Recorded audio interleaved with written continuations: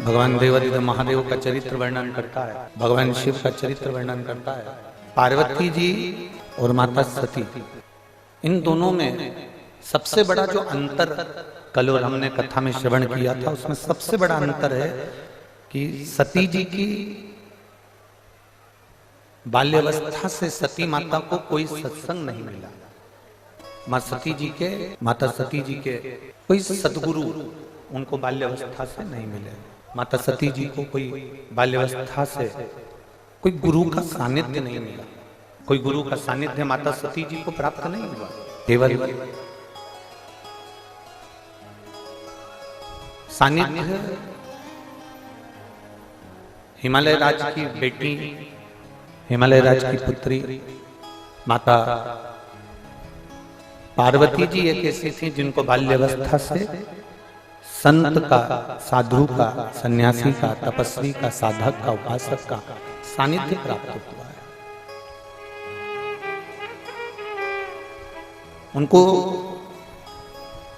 सत्संग मिला। और कल कथा में हमने वर्णन किया था, आप लोग सब श्रवण कर रहे थे कि सत्संग मिलना, बाल्यावस्था से संत का सानिध्य करना, गुरुजन के चरणों में बैठना, सत्संग करना, सदगुरु की शरणागति ग्रहण करना, सदगुरु के चरणों में जाकर बैठकर थोड़ी सी देर का कोई सत्संग हमारी जिंदगी में मिल जाए तो हमारे जीवन को सार्थक कर दे, हमारे जीवन को धन्य बना दे। सती मैया को वो सत्संग प्राप्त नहीं हुआ, माता सती को वो सत्संग नहीं मिला। पर माता पार्वती जी को बाल्यावस्था से देवऋषि नारद ने जो सत्संग दिया वो पार्वती जी के हृदय में, चित्त में वो विराजमान है।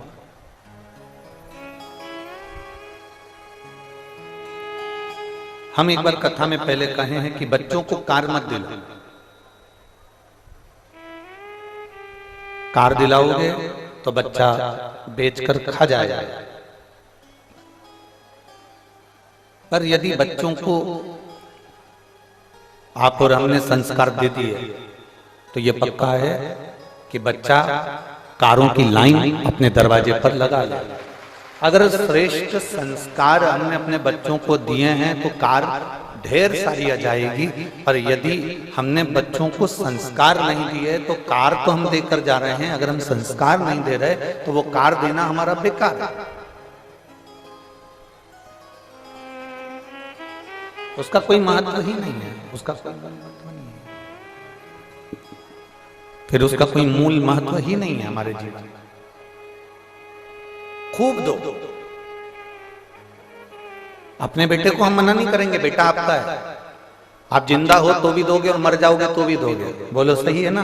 कुशीनगर के जीजिए, जिंदा हो तो भी अपने बहू बेटों को दोगे और मरने के बाद भी बहू बेटों को दोगे। कितना भी बहू से झगड़ा हो जाए पर जायदाद का हिस्सा तो उसके हक में है। तुम भले मुंह से कह दो कि मेरा बेटा नहीं मानूंगी मैं तुझको, या मेरी बहू नहीं मानूंगी तुझको, तो भी वो जायदाद का हिस्सा तो देना पड़ेगा। वो पीछे नहीं हट सकता। आज इस व्यासपीठ से एक बात कहना चाहेंगे, आप लोगों के स्मरण में होगा। पहले मुंह दिखाई होती थी शादी के बाद। अब इधर उत्तर प्रदेश में होती कि नहीं होती वो हमको नहीं पता। अब मुंह दिखाई होती थी तो उसमें कोई सोने की रकम देता है, कोई पायल देता है, कोई बिछुड़ी देता है, कोई चेन दे देता है, कोई अंगूठी दे देता है, कोई कोई सामान दे देता है, कोई कुछ सामग्री, कोई कुछ सामग्री मुंह दिखाई में दे देता है। इधर होती है कि नहीं होती है? जम के बोलो जरा। होता पहले के समय में मुंह दिखाई होती थी, मतलब बहू का मुख देखने के लिए भी मोहल्ले की माताएं आती थी। सही है ना जी? आज के जमाने में तो बहू बिना घूंघट के आती है तो मुंह दिखाई देने की जरूरत ही नहीं पड़ती। आज के जमाने में मुंह दिखाई नहीं लगती। आज के जमाने में मुंह छुड़ाई लगती है। मुंह छुड़ाई से मतलब कोई ऐसी आ गई हमारे घर में कि इतना क्लेश मचा दिया, इतना क्लेश मचा दिया, इतना क्लेश मचा दिया कि 6 महीने में 1 साल 2 साल में उससे पीछा छुड़ाने के लिए जमीन बेचना पड़ी और 1 लाख 2 लाख 10 लाख देकर उससे मुंह छुड़ाना पड़ा। बोलो सही है? कोई संस्कारवान किसी माता पिता की पुत्री हमारे घर में आ जाती है, कोई संस्कारवान हमारे घर में बेटी आ जाती है जिसकी मुख दिखाई भी होती है और वो घर को अपना समझ कर चलती है, अपना परिवार मानकर चलती है, अपना घर मानकर चलती है, अपना परिवार मानकर चलती है, अपना मानकर चलती है। पर कोई ऐसी आ जाती है कि वो अपने घर को घर नहीं मानती, केवल उसको एक ही मतलब रहता है, मेरा पति मेरा है, मेरे बच्चे मेरे हैं, मेरा मायका मेरा है, बाकी का कुछ भी ससुराल में मेरा नहीं, ससुराल में मेरा कुछ भी नहीं, मेरा पति मेरा है, मेरे बच्चे मेरे हैं और मेरा पति जो कमा रहा है, नौकरी कर रहा है, वो नौकरी का धन मेरा है, सब कुछ मेरा है। मायके वाले मेरे हैं, मेरे पिताजी मेरे हैं, मेरी माँ मेरी है, मेरी बहन मेरी है, मेरा भाई मेरा है, मेरी भाभी मेरी है, पर पति का जो पक्ष है, ससुराल का जो पक्ष है, वो मेरा नहीं। किसी किसी को ऐसा महसूस होता, किसी पर आप लोगों से एक बात कहना चाहेंगे, पार्वती मैया जब विवाह कर कर वापिस आई हैं, विवाह कर कर जब पार्वती मैया कैलाश धाम पर पहुंची हैं, भगवान शंकर के साथ में कैलाश के धाम पर माता पार्वती जी जब पहुंची हैं, कैलाश धाम पर जब माता पार्वती जी पहुंची,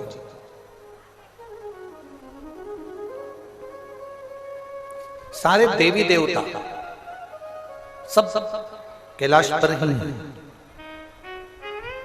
सारे देवी देवता कैलाश पर्वत पर विराजमान हैं।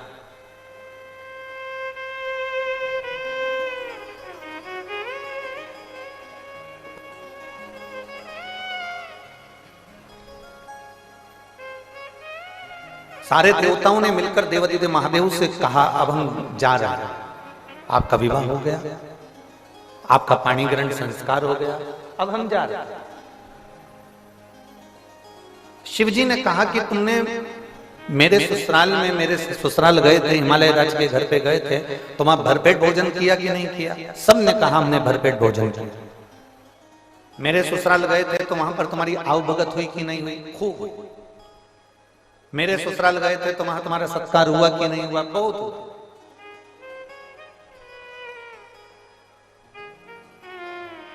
अब शिवजी ने देवऋषि नारद से कहा कि सब जा रहे हैं, मेरा फर्ज बनता है कि इनको भेजने से पहले कुछ खिला दूं, पर मेरे कैलाश पर है क्या खिलाने के? मेरे कैलाश पर कुछ भी नहीं है खिलाने के। आज भी कैलाश पर्वत की अगर आप यात्रा करने जाएंगे तो नीचे सब कुछ मिल सकता है, पर कैलाश पर कुछ भी नहीं मिलता। मेरे कैलाश पर है क्या मैं जो इनको दूं? तब पार्वती जी बोली, स्वामी आप चिंता मत करो। मैं जब मेरे मायके से चली थी ना, तो मेरी माँ ने एक बांस की टोकनी में पीले कपड़े से बांध कर आटा की पुड़ी रख कर दी है।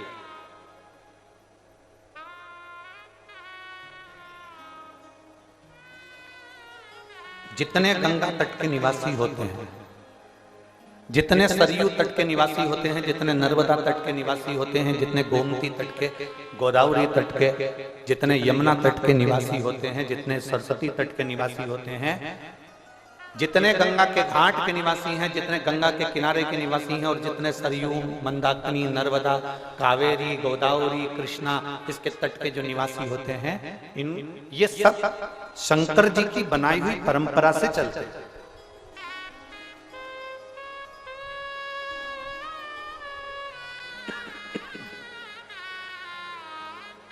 ये शिव जी की बनाई हुई परंपरा से चलता है। जो शंकर जी का नियम था, हिमालय राज्य पार्वती जी की जब विदाई करे तब माता मैनावती ने उनको एक बांस की डलिया के अंदर पूड़ी रखकर, और अब उस समय पर देवता कितने बड़े होते थे, बहुत बड़े बड़े, जिनको देवता कहते हैं, देव कहते हैं। तो इतनी इतनी सी पूड़ी नहीं बनाई थी। जो आटे की पूड़ी बनाई गई थी, जो मैदा की पूड़ी बनाई गई थी, वो इतनी बड़ी बड़ी बनाई गई थी।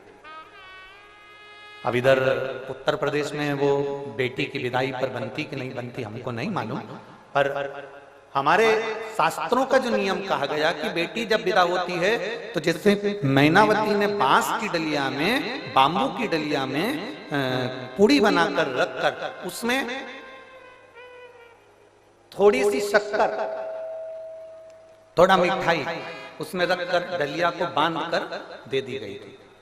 और ध्यान देना, हिमालय राज जी ने दहेज में हाथी, घोड़ा, पालकी सब कुछ दिया, सोना, चांदी, हीरा, पन्ना, जेवर, आभूषण, रतन, नौकर, चाकर, माणिक, मोती सब दिया था। मेरे महादेव दहेज का एक सामान लेकर नहीं आए थे, केवल मेरे महादेव वो डलिया में जो पूड़ी बांध कर दी गई थी उसको स्वीकार कर मेरे महादेव लेकर आए। आज के जमाने में लोग फ्रिज के चक्कर में, गाड़ी के चक्कर में, बंगले के चक्कर में, जमीन के चक्कर में, अलमारी, सोफा सेट, पलंग के चक्कर में, ड्रेसिंग टेबल के चक्कर में और डिनर टेबल के चक्कर में जो डलिया होती है पूड़ी की, जो मैदे की पूड़ी बनाई जाती है, जो बांस की डलिया में रखकर बनाकर जो दी जाती है, दुनिया का सामान लोग लेकर आना पसंद करते हैं पर वो डलिया को वहीं छोड़ आते हैं। शिव महापुराण की कथा कहती है महादेव सब कुछ छोड़ आए, पर वो मैदे की जो पूड़ी थी, आटे की जो पूड़ी थी, उसकी जो डलिया थी उसको लेकर आए। उस पूड़ी को जब सारे देवताओं को दिया गया तो देवताओं ने उस पूड़ी को जब खाया तो वो एकदम फीकी थी, उसमें ना नमक था ना शक्कर थी। आप क्या बनती है? जम के बोलो जरा, किस किस क्या बनती है? जरा हाथ उठाओ तो बेटी विदा होती है तो देते। सब क्या बनती है? उसमें ना शक्कर है ना नमक है, फीकी पूड़ी, फीकी। अब जो देवताओं को दिया गया, अब देवताओं को दिया गया तो देवताओं ने जो कई लोग हमारे सनातन धर्म पर उंगली उठाते हैं। दुनिया के कई लोग हमारे हिंदू धर्म पर उंगली उठाते हैं, तुम्हारे सनातन धर्म में ये नए नए नियम है, पूड़ी दे दी, फीकी दे दी, नमक डाला नहीं, शक्कर डाली नहीं, डलिया में बांध कर दे दी, पीले कपड़े के कंकु के छापे लगा कर दे दी। बताओ, ऐसा पीला कपड़ा कर दे दिया, ऐसा दे दिया। ये दुनिया के लोग सनातन धर्म पर उंगली उठाते हैं, और उंगली उठाने वाला कोई दूसरा नहीं होता, सब अपने ही होते, जो अपने ही अपने धर्म पर उंगली उठा दे।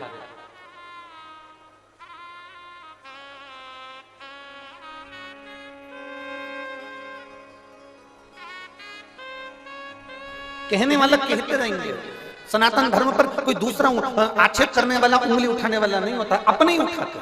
कोई तुमसे कहेगा श्री शिवाय नमस्तुभ्यम मत बोलो, क्यों भैया? तो कहे हो सकता है पाप लग जाए। क्यों भैया? गाली देने में पाप नहीं लगता, मंत्र बोलने में पाप लग जाता। फिर कोई महाराज आएगा कह देगा शंकर जी पे चढ़ा हुआ जल मत पियो। क्यों भैया? पाप लग जाएगा। दारू पीने में पाप नहीं लगता, शिव जी पे चढ़े हुए जल पीने में पाप लग जाता है। फिर कोई आएगा बेलपत्र चढ़ी हुई मत खाओ, क्यों? पाप लग जाएगा। हम कहते हैं मटन मच्छी खाने में पाप नहीं लगता, बेलपत्र खाने में पाप लग जाता है।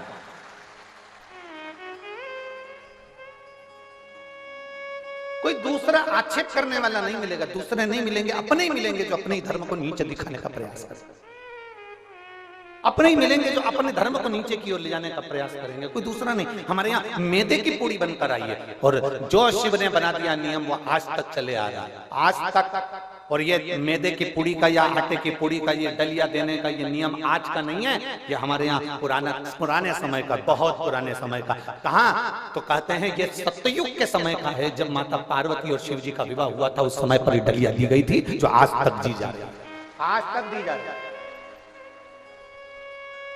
अब वो पूड़ी कैसी है? जम के बोलो जरा। ठीक ठीक। देवताओं ने जो पूड़ी खाई तो सबने तुरंत खबर करी भगवान भोलेनाथ जी के पास में, ये पूड़ी तो फीकी है, फीकी।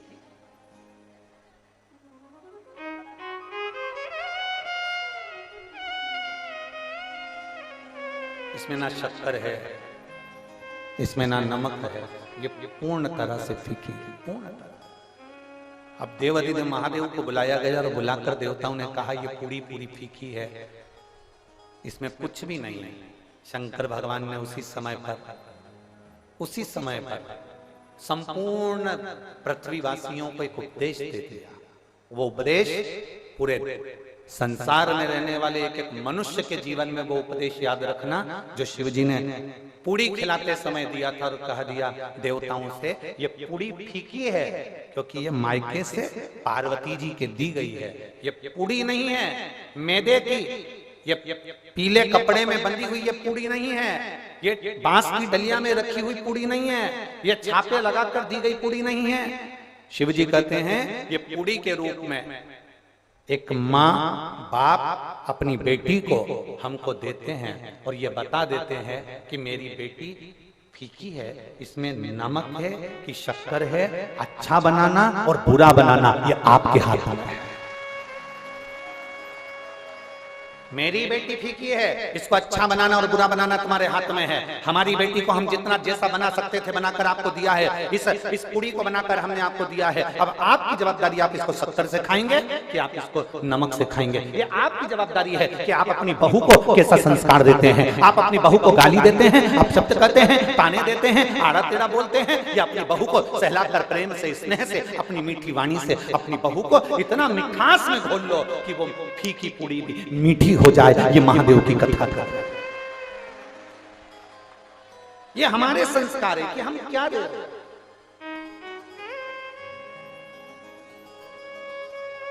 ये हमारे संस्कार है कि हम क्या प्रदान कर रहे हैं।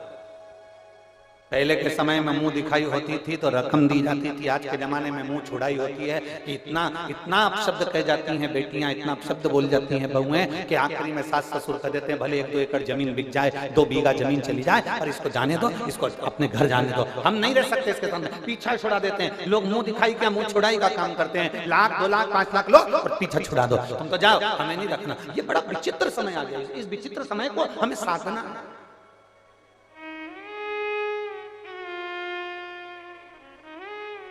इस विचित्र समय को हमें साथ कर चलना।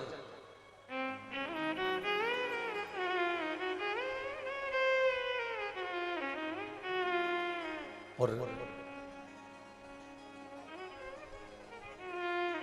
जिसने विचित्र समय को साध लिया, जिसने इस समय को साध लिया, वो संपूर्ण जीवन को साध लेता है, संपूर्ण जीवन।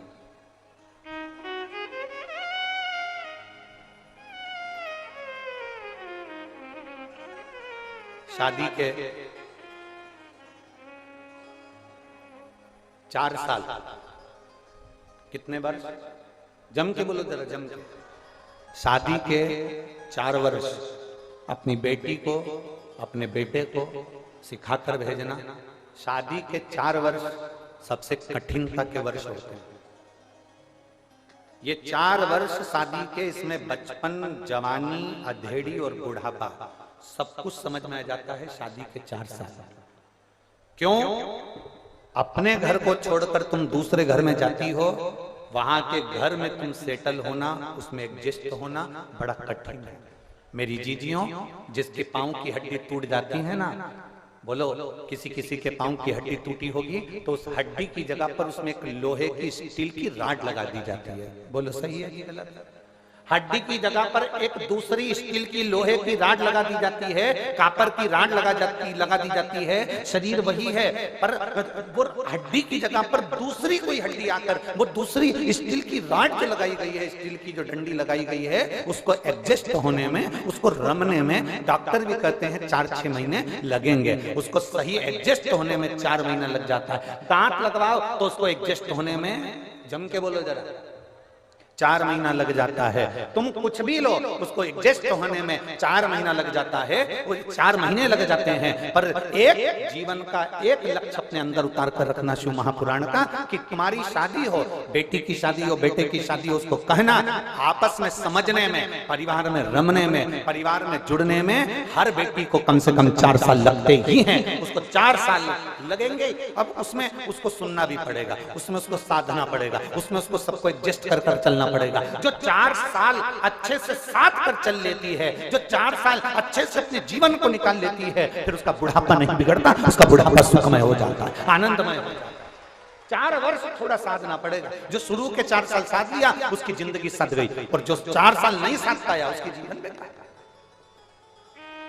पर आज के जमाने में तुम्हारा जी हमें तो तुरंत निर्णय चाहिए। बस लड़ाई हुई, मायके गई, नोटिस पहुंचा दिया, तलाक।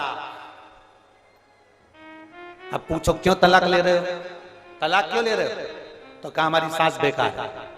तलाक क्यों ले रहे हो? हमारा ससुर बेकार है। तलाक क्यों ले रहे हो? हमारी जेठानी, देवर, ननद सब बेकार है। तलाक क्यों ले रहे हो? हमारा पति बेकार है। मतलब इतने खानदान में ये 5 उंगली में कोई उंगली तो काम की होगी। 5 सदस्य घर में रह रहे हैं, उसमें से कोई तो अच्छा होगा। नहीं, मेरा पति बेकार, सास बेकार, ससुर बेकार, देवर बेकार, जेठ बेकार, और मेरी जेठानी बेकार, मेरी ननद बेकार, सब बेकार दिख रहे हैं, तो समझ लेना तुम्हारा चश्मा गड़बड़ है। काले कलर का चश्मा लगाकर तुम सोच रही हो सब पीले दिख जाएं। बोलो री, कुशीनगर की जी हो। काले कलर का चश्मा लगाकर तुम सोच रही हो सब पीले दिख जाएं। काले कलर का चश्मा लगाकर तुम कह रही हो सब नीले दिख जाएं। काले कलर का चश्मा लगाकर तुम कहती हो हरे दिख जाएं। काले कलर का चश्मा लगाकर तुम कहती हो सब साफ दिख जाएं, सीधे दिख जाएं, सफेद दिख जाएं। नहीं हो सकता। अपना चश्मा चेंज करिए, मतलब गड़बड़ी अपने अंदर है। बुरा जो देखन में चला बुरा ना मिलिया कोई, इसलिए अपने को साधना पड़ेगा। हमें ये भी बुरा लग रहा है, वो भी बुरा लग रहा है, वो भी बुरा लग रहा है, सारा संसार का आदमी बुरा लग रहा है, घर में रहने वाला बच्चा बुरा लग रहा है, जेठानी के बच्चे बुरे लग रहा है, देवरानी के बच्चे बुरे लग रहे हैं, ननन के बच्चे बुरे लग रहे हैं। तुम्हारे कमरे में आकर बैठिया तो तुम धुतकार के भगा दो, तो समझ लेना कि चश्मा हमारा गड़बड़ है, हमें चेंज करना पड़ेगा। चश्मे को नहीं, अपने दिल को, अपने मन को हमें चेंज करना पड़ेगा, तब हमको सब अच्छा नजर आना प्रारंभ होगा। कोई दूसरा नहीं, हमें अपने आप को बदलना पड़ेगा।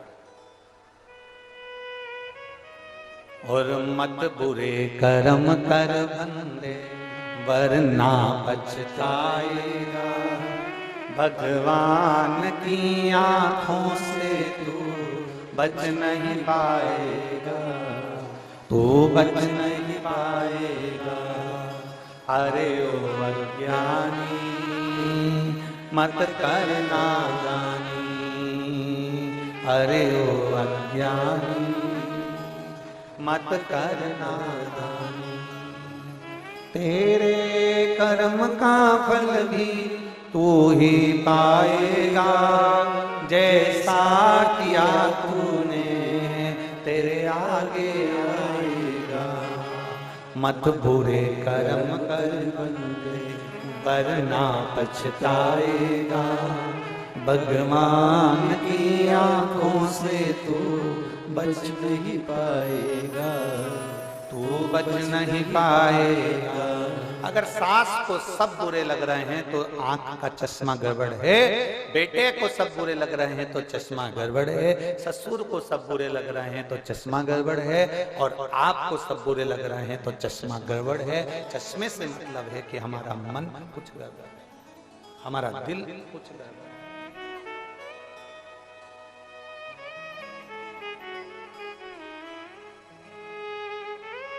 मुंह दिखाई होती थी, मुंह छुड़ाई नहीं।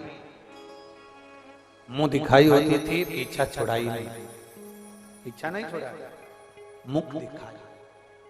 कितने प्रसन्नता होती है जब कोई बेटी आती है। अपना घर छोड़कर आई है बेटियां,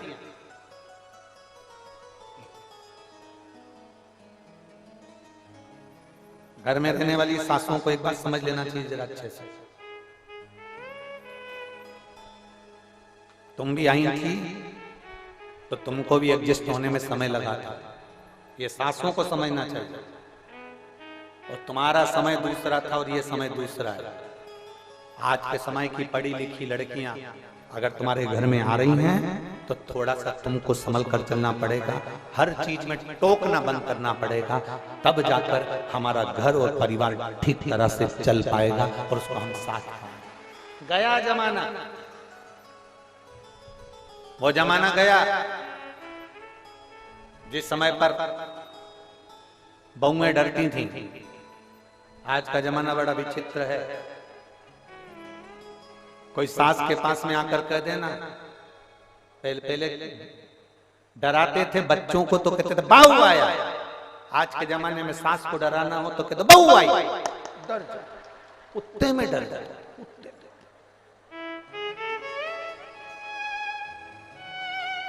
बोलो बोलो, सही है कि गलत है? पहले के जमाने में बच्चों को डराते थे बहू आया, आज के जमाने में सासू को डराना था बहू आई। हलवा आधा मुंह में आधा, अभी तो गई थी वापिस।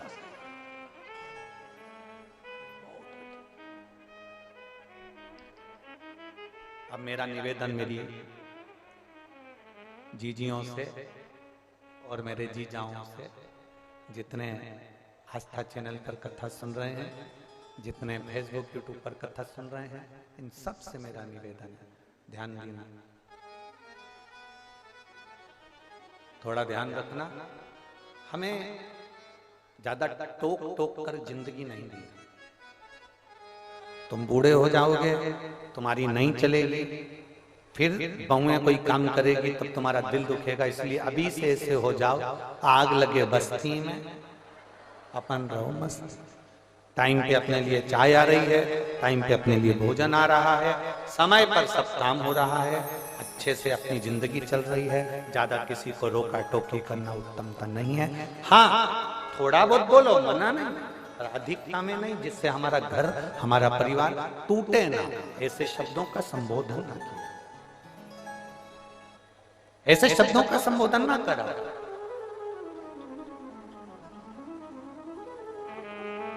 पहले कितने अच्छे अच्छे गाने चलते थे, फिल्मों में भी आते थे, 100 साल जिए हमारी, जम के तो बोलो जरा, 100 साल जिए हमारी सासू जी। आज के जमाने में तो प्रार्थना करके जाती हैं बेटियां, हम जाएं उससे पहले मर जाएं हमारी सासू जी। कितना विचित्र समय हो, कितना विचित्र। अरे पहले और अब में कितना अंतर आ गया, तो सोचो, विचारो।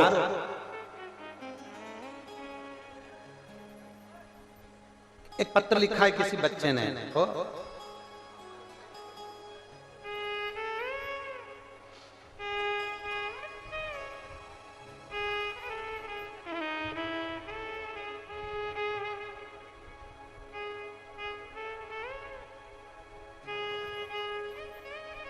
इसको और लिखने के लिए कोई कागज नहीं मिला, टिश्यू पेपर पे लिख के भेजा।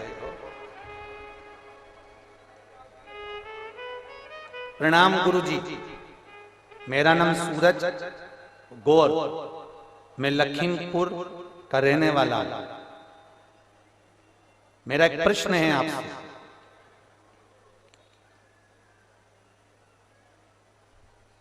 भगवान शंकर मंदिर में, शिवालय में ही रहते हैं, बाहर क्यों नहीं निकलते?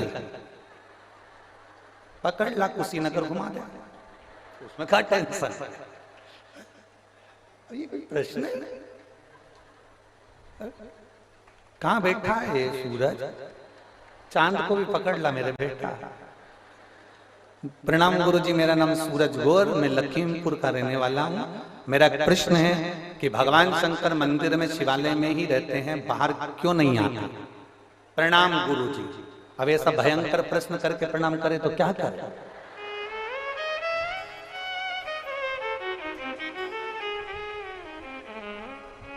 भगवान मंदिर में रहते हैं, बाहर क्यों नहीं आते?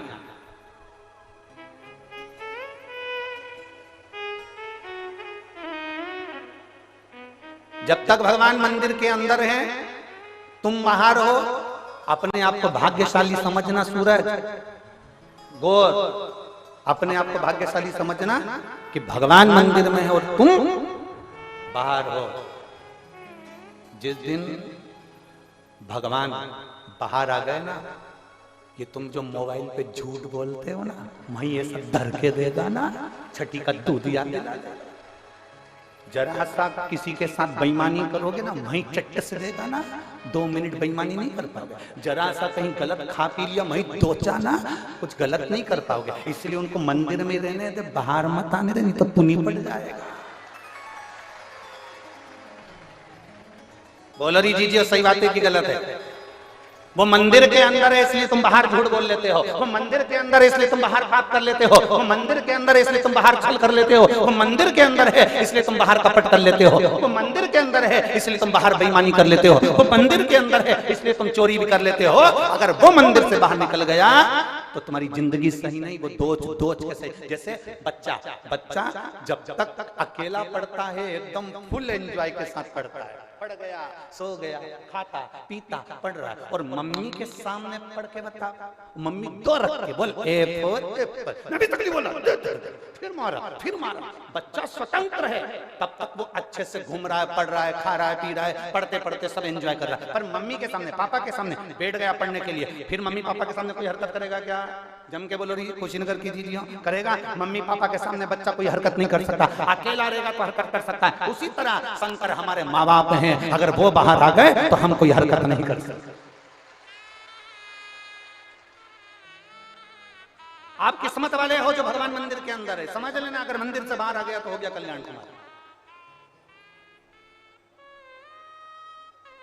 अब तुम रोज मंदिर जाया करो, लोटा भर जल चढ़ा के, सूरज चांद, सूरज गौर लखीमपुर, तुम रोज भगवान को मंदिर में जल चढ़ाने जाया करो तो धन्यवाद देकर आना, धन्यवाद तुम नहीं देना। प्लीज बाहर मत निकल, प्लीज, क्योंकि मैं झूठ नहीं बोल पाऊंगा, मैं कपट नहीं कर पाऊंगा, मैं बेईमानी नहीं कर पाऊंगा, मैं छल नहीं कर पाऊंगा। और सूरज, एक बात और कहना चाहूंगा, भगवान ऐसी कोई जगह नहीं है जहां मेरा भोलेनाथ नहीं है। कंकर कंकर में शंकर, कंकर कंकर में शंकर है, वो सब दूर है, सब। हम उसको मानते हैं कि मंदिर के अंदर है, केवल तुम्हारे लिए मंदिर के अंदर है कि तुम अच्छे से अपनी जिंदगी जी लो। कितना मोबाइल पर रोज झूठ बोलते हो, कितना कपट करते हो, कितनी बेईमानी करते हो, दुकानों में बैठकर कितना। एक बार रामचरितमानस का संवाद है, हनुमान जी महाराज अयोध्या में आ गए, राम जी का राज्य स्थापित हो गया, राम जी राजा बनकर बैठ गए, हनुमान जी बाजार में घूम रहे थे अयोध्या के। एक कपड़े की दुकान वाले ने हनुमान जी को बुलाया, इधर हनुमान, हनुमान जी चले गए, क्या हुआ? हनुमान जी ने पूछा क्या बात है? कपड़े की दुकान वाले ने कहा क्यों तूने, हमने सुना है तुमने लंका जला दी थी पूंछ से। हनुमान जी बोले हाँ। कपड़े के व्यापारी ने पूछा ये बताओ कि तुमने कैसे जलाई थी? हनुमान जी ने बोला उन्होंने मेरी पूंछ में कपड़ा बांधा, तेल डाला, आग लगाई, मैंने जला। फिर दूसरा आ गया, जलाई कैसे थी? हनुमान जी ने कहा पूंछ में कपड़ा बांधा, तेल डाला, आग लगाई, जला। फिर तीसरा आ गया, तुमने लंका जलाई कैसे? 4-6 दिन तक, 8 दिन तक हनुमान जी के प्राण खा गए, ऐसे बोलते रहे लंका कैसे जलाई। हनुमान जी बोले पूंछ में उन्होंने कपड़ा बांधा, तेल डाला, आग लगाई। फिर हनुमान जी से पूछा लंका कैसे जलाई? हनुमान जी ने बोला अब तो मेरी पूंछ में आग लगा के बताओ, मैं जला के बताता हूं। अब सारे कपड़े वालों ने मिलकर हनुमान जी की पूंछ में कपड़ा बांधा, तेल डाला, आग लगाई तो हनुमान जी सब कपड़े की दुकान में घुस गए, सब में लगाया। अब सब में आग लगा के जैसे आए, सारे कपड़ा व्यापारी राम जी के पास अयोध्या में पहुंच गए। राघव जी की जय हो, राम जी की जय हो, खूब रोते बिलखते पहुंचे, प्रभु प्रभु प्रभु निर्णय कर दीजिए। हनुमान जी के, राम जी ने पूछा हुआ क्या? कुछ नहीं हुआ, हमने हनुमान जी से पूछा था कि तुमने लंका कैसे जलाई। हनुमान जी ने अपनी पूंछ में आग लगाकर हमारी कपड़े की दुकान जला दी। हनुमान जी को बुलाया, हनुमान तुमने ऐसा क्यों करा? हनुमान जी बोले मेरे से रोज पूछते थे कि लंका कैसे जलाई, कैसे जलाई। मैंने कहा आग लगाओ, मैं जला के बता देता हूँ। तो इनकी दुकान क्या लंका थी? हनुमान जी बोले लंका से कम नहीं थी, 1 रुपए की चीज 10 रुपए में बेचते थे, इसलिए लंका से कम नहीं थी, आग लगा दी।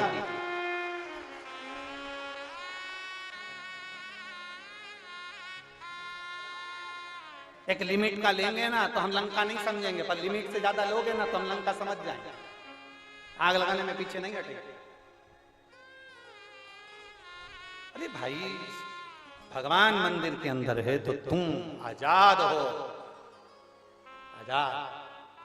तुम्हारी गाड़ी पे जब तुम्हारी पत्नी बैठी रहती है, तुम्हारी मम्मी बैठी रहती है, तुम्हारी मोटरसाइकिल पे तुम्हारे पापा बैठे रहते हैं, तब लड़का इतनी सज्जनता से गाड़ी चलाता है, कंघी पाटी पाड़ के धीरे धीरे धीरे धीरे चलाता।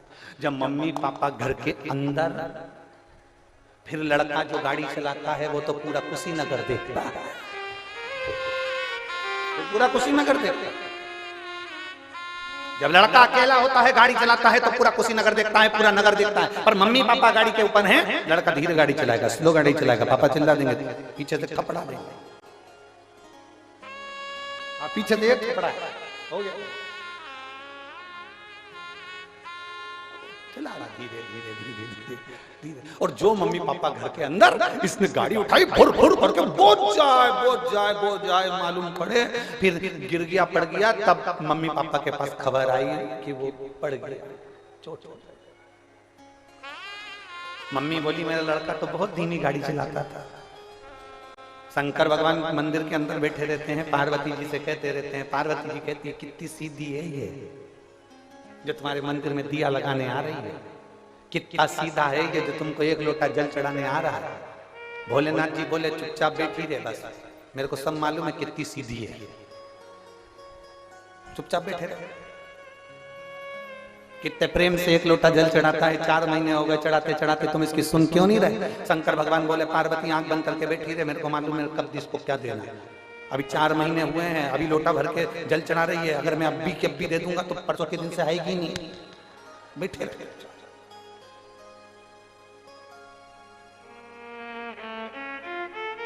आप आए नहीं और सुबह हो गई, मेरी पूजा की थाली धरी रह गई। क्यों नहीं आते? किससे लिए नहीं?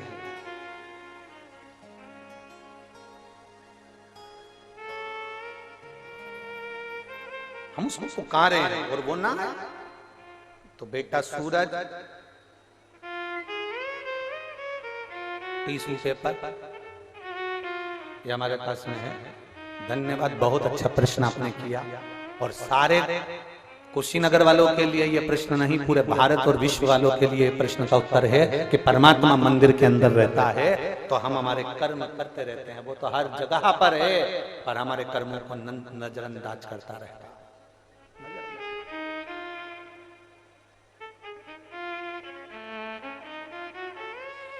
वो बैठा है मौन होकर, इसलिए तुम गाड़ी भी तेज दौड़ा रहे हो। वो बैठा है मौन होकर, कर्म करेंगे। जब हम उसके आश्रित होकर कोई कर्म करेंगे तो हमारे जीवन की एक आनंदता अपने आप बढ़ती है। एक पत्र और है, देखिए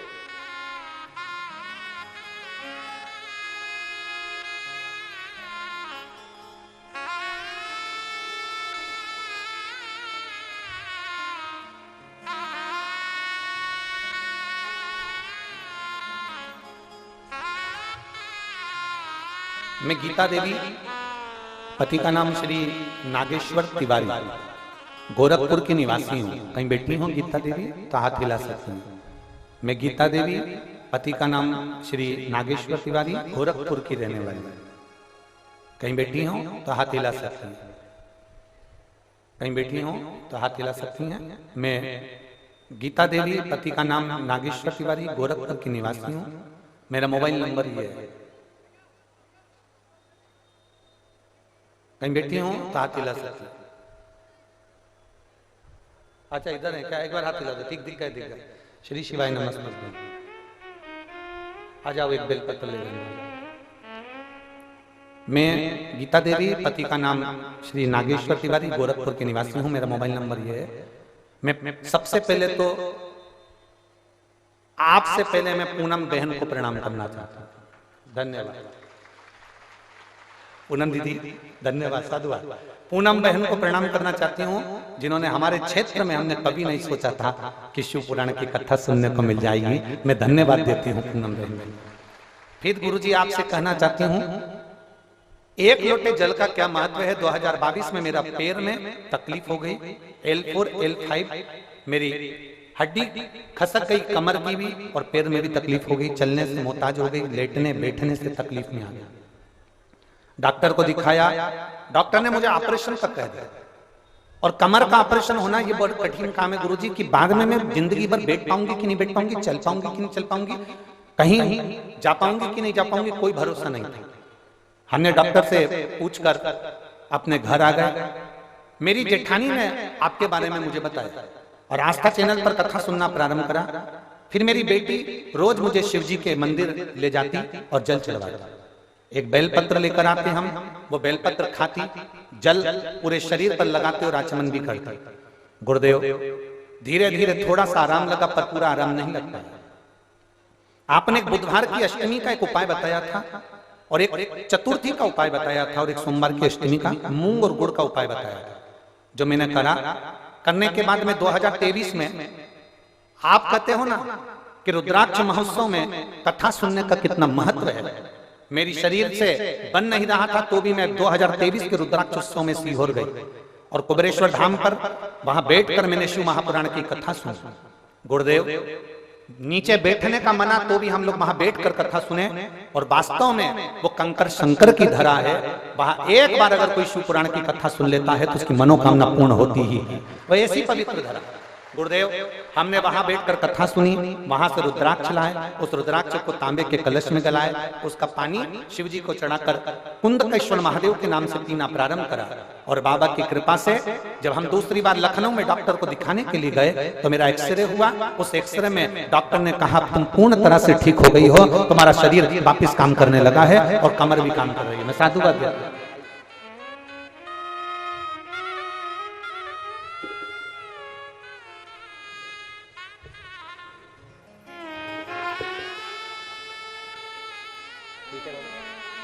खुश होइए, आंसू पोछो, आंसू पोछो।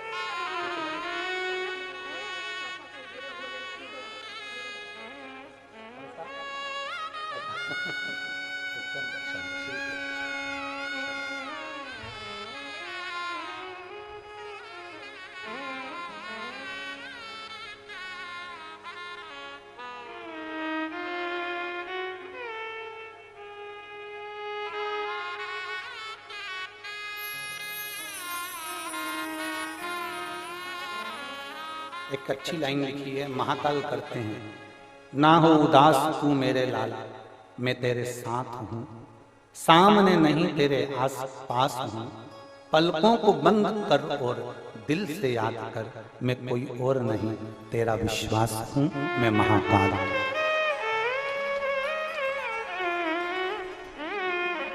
शिव तत्व संभव हो गए।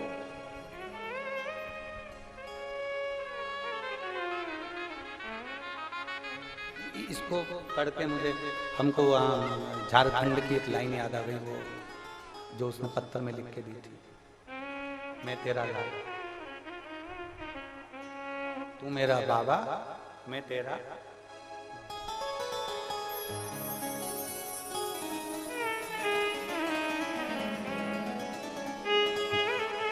रिश्ता तेरा मेरा सबसे है प्यारा। खड़े नहीं होना है, खड़े नहीं होना है, केवल वो तो हम ऐसा ही स्मरण करें। रिश्ता तेरा मेरा सबसे है प्यारा।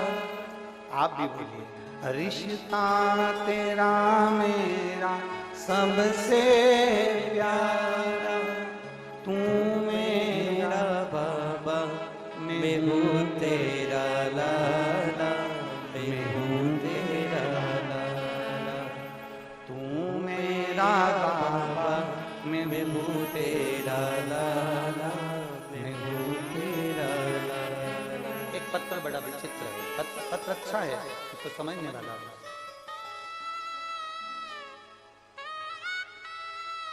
मेरा नाम सीता शर्मा है, मैं जिला गोपालगंज की रहने वाली हूँ। मेरा नंबर ये है, मोबाइल नंबर। सीता शर्मा गोपालगंज से आई हैं, कहीं बैठी हूँ तो हाथ हिला सकती हैं। मेरा नाम सीता शर्मा है, मैं जिला गोपालगंज की रहने वाली हूँ। कहीं बैठी हैं आप ही हैं, ऐसा हाथ हिला। आ जाओ, एक बेलपत्र ले जाना। मेरा नाम सीता शर्मा है, मैं जिला गोपालगंज की रहने वाली हूँ। मेरा मोबाइल नंबर है। गुरुदेव, मैं एक लोटे जल का क्या वर्णन करूं। मेरे पेट में बहुत दर्द होने के कारणवश हमने डॉक्टर को दिखाया। जब डॉक्टर ने चेक किया तो पता चला कि मेरे बच्चेदानी में गठान है, और गठान भी इतनी बड़ी है कि उसका ऑपरेशन होना जरूरी है। डॉक्टर ने जल्द ही ऑपरेशन का बोला। मेरे घर वाले चिंता में पड़ गए। गुरुदेव, मेरा 3 बच्चे हैं और 5 साल पहले मेरे पति हार्ट अटैक के कारण नहीं रहे। मैं अकेली मेरे बच्चों के लिए हूं और बच्चे मेरे लिए। गुरुदेव, बहुत परेशान हूं। एक बच्चा तो बहुत छोटा है और डॉक्टर कह रहे हैं कि ये गठान कोई साधारण सी नहीं है, इसका ऑपरेशन होगा और जांच के लिए जाएगी। इतना हमारे पास में धन भी नहीं। गुरुदेव, हम किससे कहें? कौन और कहें ऑपरेशन करा भी लें और गठान चली भी जाए और बीमारी आ भी जाए तो संभालेगा कौन? बच्चे छोटे छोटे हैं गुरुदेव, अब मैं किसके आगे कहूं? हम जिस डॉक्टर के यहाँ दिखाने गए उसी के कंपाउंडर ने, उसी के बाहर बैठे हुए एक व्यक्ति ने कहा, जी आप एक काम करो, टीवी पर कथा आती है, हम लोग मोबाइल पर सुनते हैं, आप उस महाराज को तो सुनो एक बार। हमने पहली बार आस्था चैनल पर आपको सुना गुरुदेव, आपके कहने से जल चढ़ाना प्रारंभ करा, बाबा से विनती करना प्रारंभ करी, जल चढ़ाते, बेलपत्र खाते। हम 1 महीने तक हॉस्पिटल नहीं गए, केवल रोते रहे, अपने बच्चों को देखते रहे और ऑपरेशन की तैयारी के लिए पैसा जुटाते रहे। जब हमने जल पीना प्रारंभ करा, बेलपत्र खाना प्रारंभ करा और बाबा से विनती करी, 1 महीने बाद जब हम ऑपरेशन के लिए डॉक्टर को दिखाने के लिए वापस पहुंचे और हमारी जांच वापस चालू हुई, गुरुदेव हमारे आंख के आंसू ना रुके। डॉक्टर ने कहा तुम्हारे पेट में कोई गठान नहीं है, गठान कहां चली गई मालूम ही नहीं पड़ा। मैं बाबा को नमन करने के लिए,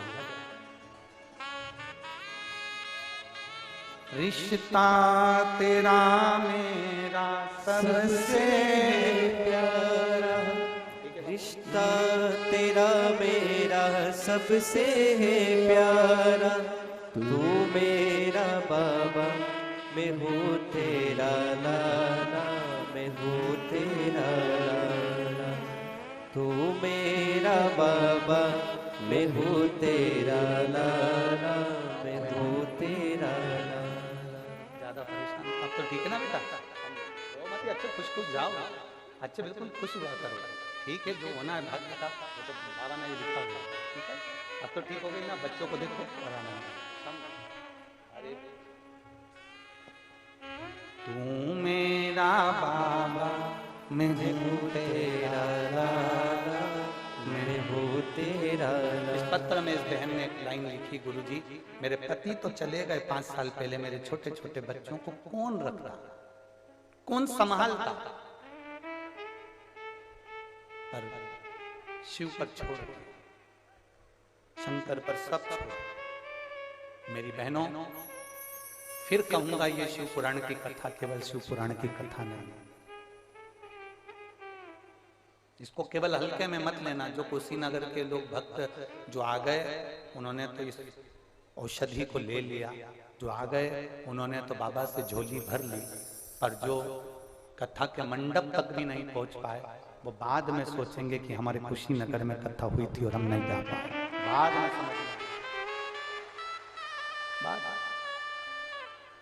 रिश्ता तेरा मेरा सबसे प्यारा, रिश्ता तेरा मेरा सबसे है प्यारा, तू मेरा बाबा मैं हूँ तेरा लाला, मैं हूँ तेरा लाला, तू मेरा बाबा मैं हूँ तेरा लाला, मैं हूँ तेरा लाला। जो कोई ना करे वो महादेव करे, अकाल मृत्यु वो मरे जो काम करे चंडाल का, काल उसका क्या बिगाड़े जो भक्त हो महाकाल का। जो शिव की आराधना में डूबा हुआ होगा उसको क्या चिंता?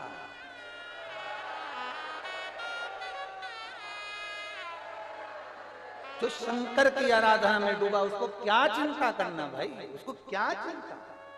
बोल बम का नारा है, हम उसके आश्रित हो गए, हम उसके भरोसे।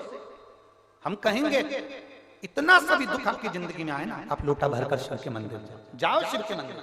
कई लोग कहते हैं दुख आए तब मंदिर जाओ, ना ना ना। कोरोना का वैक्सीन लगवा लो, कोरोना से बचे रहो।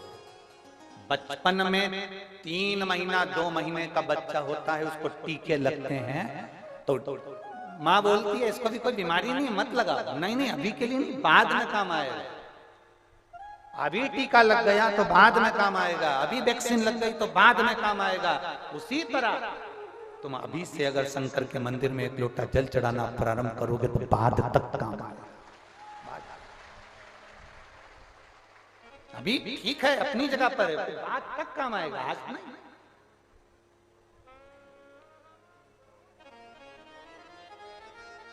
अभी का तो चल गया, जो है शरीर चल रहा है, काम हो रहा है, अपनी जगह पर है, पर बात तक वो दे। सारी समस्या का हल आप चढ़ाएंगे, वो बात तक काम आएगा। आज नहीं, आप आचमन कर रहे हैं, बात तक काम आएगा। आज नहीं, आप बेलपत्र ले रहे हैं, बात तक काम। और मेरी जीजियों, रोज बेलपत्र आप नहीं खा सकते तो रोज बेलपत्र शिव जी की लेकर आते हो, उसको सुखा लो। शंकर जी पे चढ़ी हुई बेलपत्र उठाकर सुखा लो, सूख जाए जब चूड़ा बना लो। चूड़ा बनाने के बाद में, क्योंकि सादी बेलपत्र कोई कोई खाता है तो मुंह में छार छार हो जाता है, किसी किसी के खाने में छाले पड़ जाते हैं कि हमसे नहीं खाते बन रहा, मत उसका चूड़ा बना के हफ्ते 2 हफ्ते में चुटकी भर के जरा सा चूड़ा भी अगर तुमने खा लिया, जिंदगी में बीपी और शुगर और थायराइड नहीं हो सकता। बीपी, शुगर और थायराइड नहीं हो सकता। और जितने शुगर के पेशेंट बैठे हैं यहाँ पर और जितने बीपी के पेशेंट बैठे हैं, उनसे भी कहूंगा, जो कहता है मेरा शुगर ऊपर नीचे हो रहा है, हम उनसे कहेंगे दिन में 3 बार तुम बाबा जी की बेलपत्र उठाकर खाइए। शिव जी पर चढ़ी हुई बेलपत्र शंकर से कुंदकेश्वर महादेव के नाम से उठाकर खाओ, और दूसरे दिन ही तुम जांच कराओ तुम्हारी शुगर लेवल में आती कि नहीं आती, बताना जरूर। हम भी यही हैं, कुशीनगर में अभी कहीं गए नहीं है। आज चौथा दिन है, 3 दिन यही है, कहीं नहीं जाने वाले, यहीं पर 3 दिन और आप करो सेवन कुंदकेश्वर महादेव के नाम से बेलपत्र खाकर, और फिर जांच करा कराओ और रिपोर्ट हमको भी दिखाओ। क्यों? एक पत्र आया, इसमें उन्होंने पूरी रिपोर्ट तक लगाई है। इसमें उन्होंने पूरी रिपोर्ट, कम से कम लगभग 60-70 पेज की पूरी रिपोर्ट लगाई है। और इसमें एक उन्होंने डॉक्टर की लिस्ट भी लगाई, जिस डॉक्टर ने कह दिया था कि तुमको कभी जिंदगी में बच्चे नहीं हो सकते, क्योंकि तुम्हारे पति और पत्नी में दोनों में ही ऐसा है कि दोनों को बच्चे नहीं हो सकते। उसने पूरी रिपोर्ट लगाई, पत्र में भी लिखा कि संतान नहीं हो सकता। ये पत्र है, मेरा नाम कविता देवी, पति का नाम श्री विजय सिंह, ग्राम प्राणथपरा, प्राणथपराय, देख लेना। कुशीनगर मेरा घर है, कुबेर स्थान, प्राणथपरा कुबेर स्थान, कुशीनगर मेरा घर है। कहीं बैठी हैं का? कविता देवी, पति का नाम श्री विजय सिंह। कहीं बैठे हो तो हाथ हिला सकते हैं, अगर कहीं बैठी हो तो हाथ हिला सकती हैं। कविता देवी, विजय सिंह बैठे हैं, हाथ हिलाओ जरा, हमें दिख जाओगा। हाँ ठीक है, दिख गए। श्री शिवाय नमस्ते। बच्चा आया है क्या साथ में? नहीं आया? आया है? हाँ लिया, इसको लिया। मेरा नाम कविता देवी है, पति का नाम विजय सिंह है।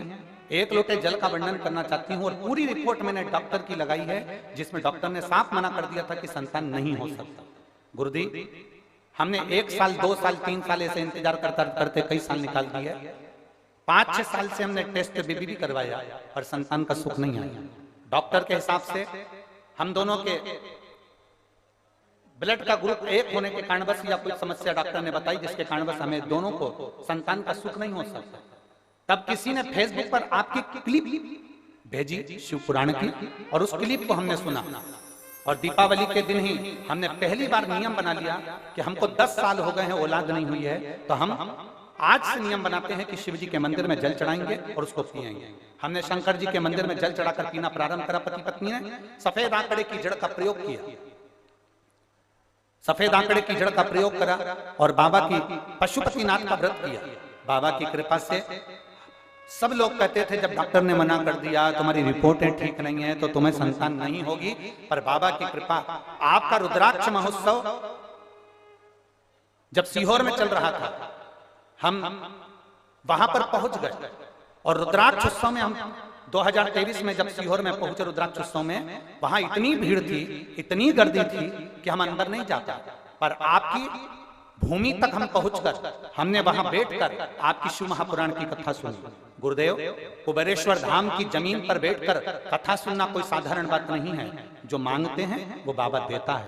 हम 2 दिन वहां रुके, हमने वहां कथा श्रवण करी और वहां से आने के बाद हम बाबा से जब विनती कर कर आए और आने के बाद बाबा की कृपा से मेरा गर्भ ठहर गया, गर्भ ठहरा और बाबा की कृपा से आज मेरे को जो डॉक्टरों ने मना करा था वो भी आश्चर्य में पड़ गए। मेरे यहाँ पर 10 साल के बाद संतान का सुख हुआ है। मैं बाबा को प्रणाम करने के लिए ये सारी रिपोर्टें में लगा रही, सारी। ये शिव तत्व ओघड़ी, शंभु, त्रिकालदर्शी, कैलाशी, अविनाशी शिव है, वो साधारण नहीं है। और तेरी कृपा बिना ना हिले एक भी अणु, लेते हैं श्वास तेरी कृपा से तनु तनु। हे गंगाधार मुक्ति द्वार ओंकार तू, भोले ओंकार तू, आयो शरण तिहारी शंभु तार तार। क्या देगा, कैसे देगा, कब देगा, उसके ऊपर निर्भर करता। हम यहां तक कहते हैं, आप अपने घर से आते हो ना, 2 बोतल पानी लेकर आया करो, 1 बोतल पानी दूसरे के लिए, 1 बोतल अपने लिए। आप घर से आते हो, 2 रोटी ज्यादा बनाओ, 2 पराठे ज्यादा बनाओ, पराठे में थोड़ा सा अचार रखकर अपने पास में जो शुभ भक्त बाहर से कथा सुनने के लिए कुशीनगर आए, उसके पास में बैठकर उसको 2 रोटी का फुंगा बनाकर वो पराठे रखकर दे दो। हम बाजार से नहीं ले सकते, हमारे घर से तो 2 ज्यादा ला सकते हैं, दो।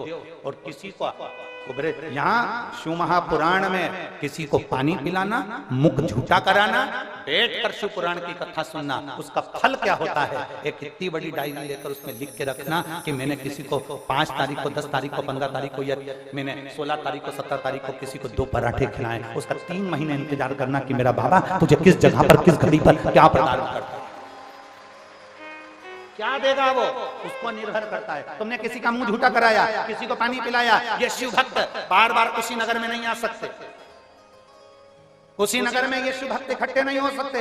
ये तो बाबा की कृपा से एकत्रित हुए, मौका मिला हमें सेवा।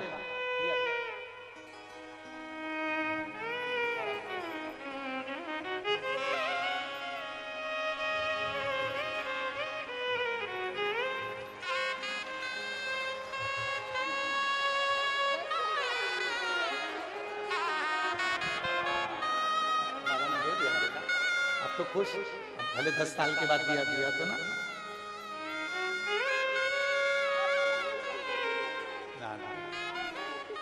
बाबा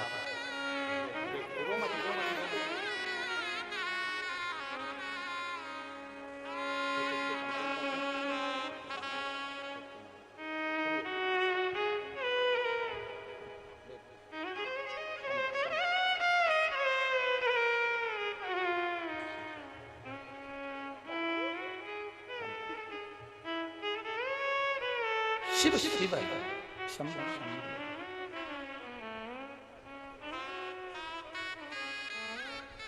और खाली ना जाता कोई दर से तुम्हारे, खाली न जाता कोई दर से तुम्हारे।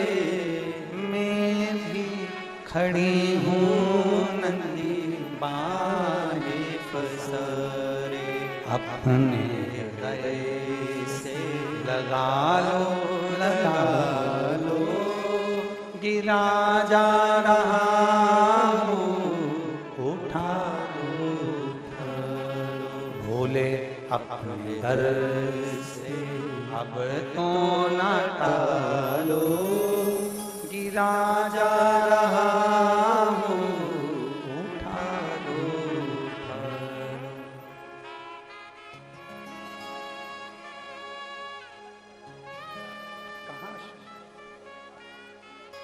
एक विश्वास जागृत, पार्वती जी पहुंची हैं कैलाश, सारे देवता पूरी खाकर जा रहे हैं क्योंकि शिव ने समझा दिया बेटी जब हमारे घर आती है तो वो केवल उसमें मिठास डालना वो हमारे ऊपर निर्भर करता, श्रेष्ठ बनाना हमारे ऊपर। दुनिया की कोई सास बुरी नहीं है और दुनिया की कोई बहू बुरी नहीं है, दुनिया की कोई बेटी बुरी नहीं होती और ना दुनिया की कोई सास बुरी होती है ना बहू बुरी होती है, बस थोड़ा समय ये जो होता है ना, ये बुरा होता है। उतने में सास भी समझ जाए और बहू भी समझ जाए तो जिंदगी अच्छी निकल जाए। ना सास बुरी है ना बहू बुरी है, दोनों अच्छी, बस समय कालचक्र ये बड़ा विचित्र आता है। ये कालचक्र आदमी को थोड़ा हिला देता है, ये कालचक्र व्यक्ति को रुला देता है, ये कालचक्र व्यक्ति को परेशान कर देता है। उस कालचक्र में अगर हम महाकाल को भजेंगे, उस कालचक्र में हम शंकर को भजेंगे, तो कालाधिपति का भजन करेंगे तो हमारा कालचक्र समर जाएगा, फिर हमारी दुख की घड़ी टल जाएगी, हमारा दुख का समय निकल जाएगा। हम अगर उसमें शिव को भज रहे हैं तो, हम शंकर का गुणगान कर रहे हैं तो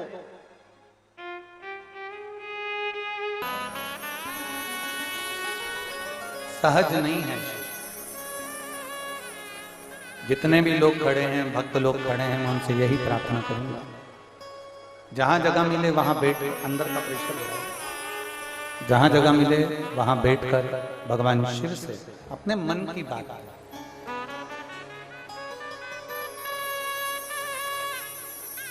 जहां जगह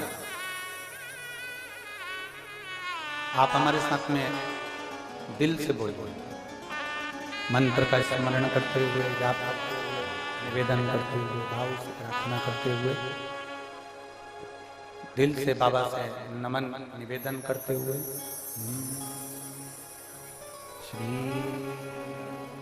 शिवाय नमस्तु, श्री शिवाय नमस्तु, श्री शिवाय नमस्तु, श्री शिवाय नमस्तु, श्री शिवाय नमस्तु।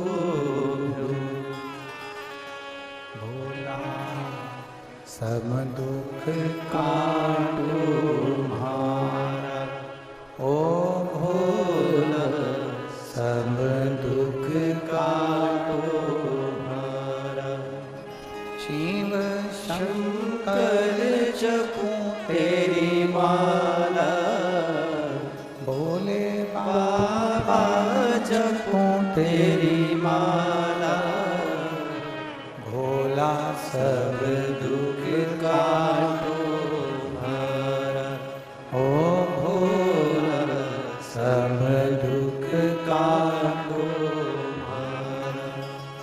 वेश है मंगल मंगलकारी, वेश है मंगल मंगलकारी, शमशान वासी हमारा, शमशान वासी हमारा, ओ भोला सब दुख काटो म्हारा, ओ भोला सब दुख काटो म्हारा। भगवान देवाधिदेव महादेव से प्रार्थना करिए, दिल से निवेदन करिए। भगवान शिव ओघड़ दानी है। हमारे बीच में अयोध्या हनुमानगढ़ी से माननीय महंत जी पधारे हैं, एक बार जोरदार ताली बजाएं।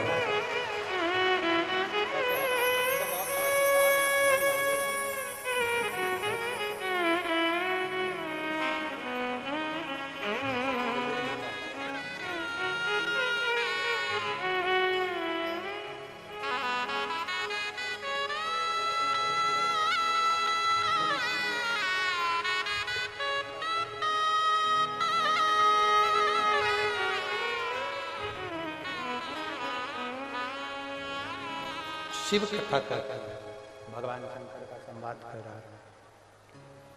शिव महापुराण प्रेशर नहीं आ रहा है, देवाधिदेव महादेव का चरित्र कह रहा है। भगवान शिव की पवित्र कथा कर रहे हैं।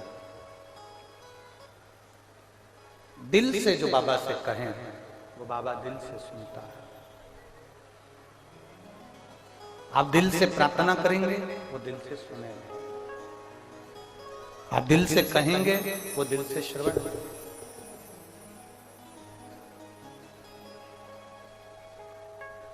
पंडाल में बैठकर करी गई प्रार्थना, शिव महापुराण की साक्षी में करी गई प्रार्थना कभी खाली नहीं, कभी भी। और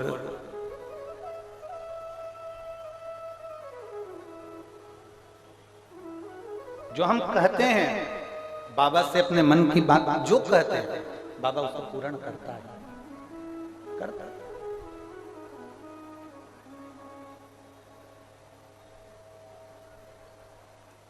आप और हम सब भगवान शिव की पवित्र कथा का लाभ ले रहे हैं, और कितना आनंद का विषय है कि हमारी इस पवित्र कथा के अंतर्गत, देवादिदेव महादेव की कथा के अंतर्गत पूज्य महाराज जी का आगमन, हनुमानगढ़ी अयोध्या से आना, स्वयं हनुमान जी ही इस कथा का लाभ लेने के लिए पधारे।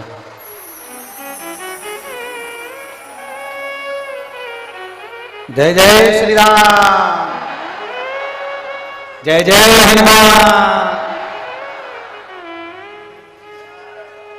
महाराज जी की वाणी भी बड़ी सुंदर है हो, जैसी जैसी हनुमान जी की सेवा करते ना, वैसी वैसी इनकी वाणी भी सुंदर है। अभी कथा अपनी जब विराम की ओर रहेगी, उस समय पर आपकी भी वाणी का लाभ अपन सब लेंगे। और बड़ी ओजस्वी और बड़ी सनातन धर्म को प्रेरणा देने वाली आपकी वाणी है, जो आप और हम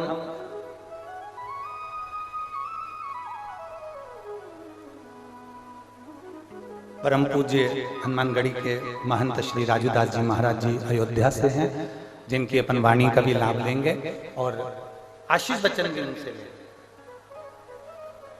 शिव तत्व की प्राप्ति, भगवान ओघड़ी की प्राप्ति। शिव महापुराण की कथा कहती है, भगवान शंकर का चरित्र कहता है, देवादिदेव महादेव का चरित्र कहता है। पार्वती मैया कैलाश धाम पर पहुंची, विराजमान हुई, और विराजमान होने के बाद माता पार्वती थोड़ी देर बैठने के बाद में देवादिदेव महादेव के साथ में कथा श्रवण करने के लिए अमरनाथ की गुफा में पहुंची।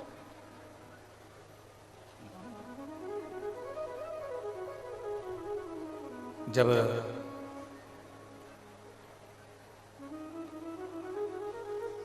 अमरनाथ की गुफा में बैठकर जब भगवान शंकर ने माता पार्वती जी को सुंदर सुंदर वृतांत सुनाना प्रारंभ करे, जनमानस के कल्याण, पार्वती जी उसका स्मरण करती रही, सुनती रही। श्रवण करने के बाद में माता पार्वती फिर शिव जी के साथ वापिस कैलाश पर आकर विराजमान हो गई।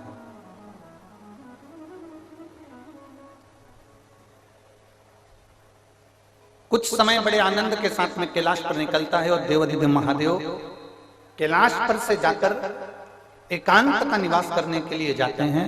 पार्वती जी को भी नहीं मालूम कि शिव जी गए कहां।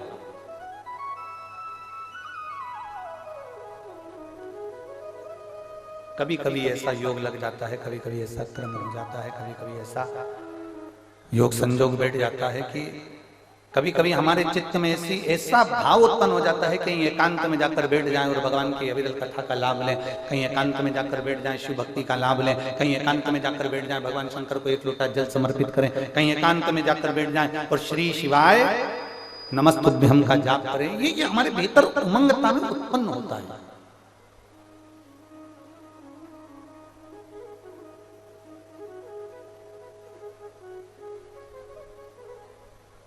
कभी आप लोगों ने अनुभव करा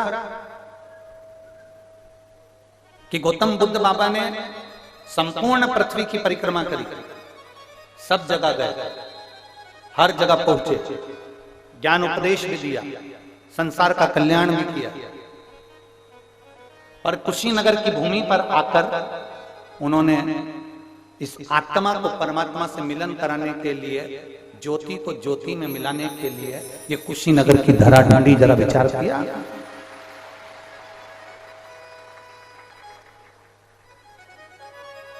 मतलब कुछ तो इस भूमि पर होगा ऐसा, कुछ तो वो कहते हैं ना कि वो चुंबक जो होती है ना, वो लोहे को खींच लेते हैं।